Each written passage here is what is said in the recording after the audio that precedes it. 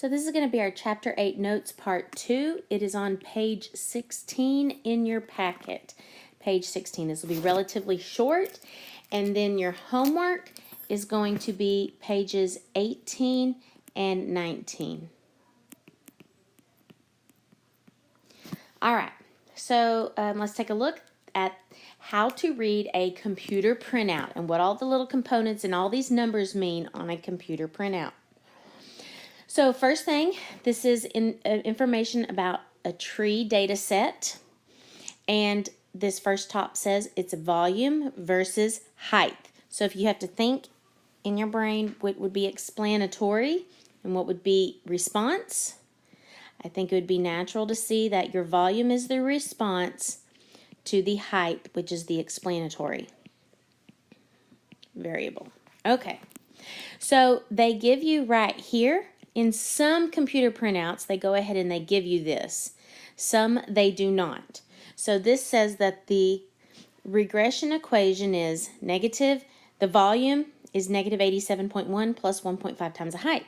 So I want to ask you, what should they have on that y variable that they do not have? And that is the prediction hat. So hopefully you're continuing to put those prediction hats on our prediction equations. All right, now, first thing is, if this is not given to you, I want you to be able to find that information. You need to be able to find that information from this printout. Okay, so you see we have all of these numbers here, and let's start going through and looking at what these numbers are. So first we have two lines. We have this line that's the constant, okay, and this line is everything about, all that this line has to do is everything about the y-intercept, because constant is a plain number, and a plain number in our regression equation is the y-intercept. Okay, then this second line is about height. So these numbers here are all about the height. Well, that's the x variable. And so therefore, you can see you have the height, all right? And so then this number in front of that is, of course, the slope. So that means that this line here is all about slope of the relationship of the data, okay? So this second line, which is about height, is all about the slope. All right. Now, the first column here says coefficient. Coefficient are numbers that are important in our equation. In fact, you should see these two numbers are in that equation. Okay, so this is critical. This is these numbers are always here in this section where it says coefficient. And if you cannot locate the y-intercept in a computer printout and the slope in a computer printout, then, I don't know what to tell you. It's just basic factual information. Okay, so of course, this number constant will give you the y-intercept. So this negative 87.12 is the y-intercept.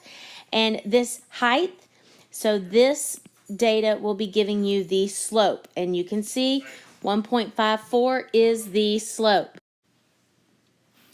All right, so that's the parts of the equation. Now, the next thing that you need to know is that the rest of the y-intercept line is not important ever.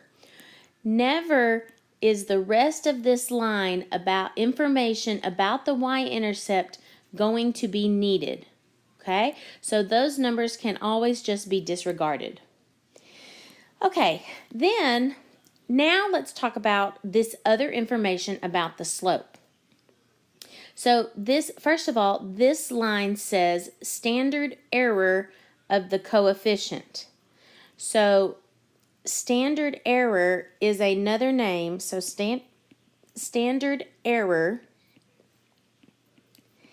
is another way of saying standard deviation. Okay, because it's that error, how much it is deviating from what it was predicted to be. And then of the coefficient. So the coefficient being our y-intercept or our slope. So this number right here then is, so that number right there is the standard deviation of the slope. Standard deviation of the slope. Okay, and what that means, in the next lesson, we will go into depth about what that actually means, but for this lesson, you're just identifying that. All right, this is a t-score and a p-value. These two things we will eventually use, but we do not use those now. We will use those next semester when we're running tests. Okay, next, this thing right here, this S and this number here are called, this is another type of standard deviation. So that S right there is a standard deviation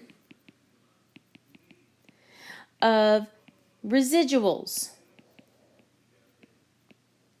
Okay? Also, it's also referred to as standard error of the residuals. So that could also be called standard error of the residuals, because those are kind of interchangeable, standard deviation and standard error. So essentially what this number says is, and I'll tell you real quick, but we'll go into it in the next lesson, that the actual data are 13.4, whatever the unit is, away from the prediction line on average. So the average distance that the actual values are away from what they were predicted to be. So that's what the standard deviation of the residuals does, because it's about actual minus predicted. Okay, and then we're almost finished learning the information we need, and then we'll go on and practice a little bit. So the last thing that we need to know here is this item. This is your R squared. So of course, if this is your R squared, and that is 35.8%, also known as 0.358, you can then get R from that, the correlation coefficient. Okay, so you can get the correlation coefficient, of course, by taking the square root of 0.358, and I don't know what number that is, but whatever that is, that's your correlation coefficient represented by the R. Okay, and last but not least, this item, this R squared adjusted, that means the highest and the lowest have been taken out and then they reevaluated. Never ever will we use that.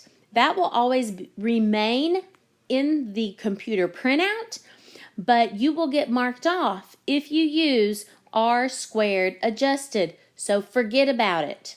Just like we forgot about this line up here with the information about y-intercept. So in summary, I want you to be able to identify the equation of the line, and the equation of the line information from right here is key. Then you need to know that this here is the standard deviation of the slope. This is the standard deviation of the residuals, and here you can get your R from. Okay, so now you can see here that there are notes about all of the different pieces to this. Okay, so there is individual notes written out. So here's that thing about the R. where you take the square root of the 0.598. Oh, and you know what else? There's something really important about this. Almost forgot. When you take the square root, it automatically comes out to be positive, but we have to look at something else to figure out what the sign of that R value should be. And so what we have to go look at is the slope. So this slope is positive slope, so that means our correlation is also going to be a positive correlation. So when you take the square root of the R, also go look at the slope to determine the sign. So go look at the slope to determine the sign. Okay? All right, and then we'll skip that stuff about T and P. Here is one other example, but your assignment is going to be this pages 18 and 19. And you have a sample here, and that's where you get your information. I think that should be something that you should be able to do fine with. Here, things are a little bit out of a different place. There's your S. That, again, is the standard deviation of residuals. And then here's your standard error coefficient. Okay, so study this and see which ones you think are your y-intercept and your slope. Okay? And so then remember that this y-intercept line, you do not need any more of it except for the actual value of the y-intercept itself. All right, so I'm going to leave that to you, and you have, again, your assignment, pages 18 and 19.